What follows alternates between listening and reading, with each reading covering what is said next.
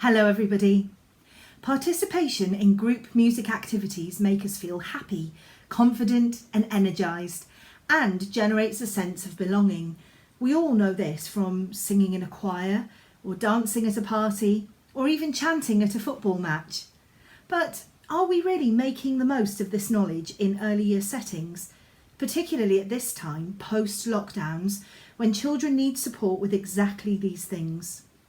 Join early years consultant Sue Asquith and myself, Tasha, on Monday evening for a training workshop on this subject.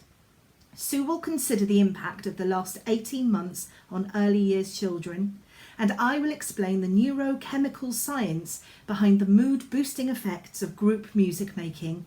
And then I will teach you 4 Boogie Mite songs that you can trial to test the theory music boosts wellness, not only for the children, but for the adults involved too. Book online via the link below to receive the Zoom link. See you there.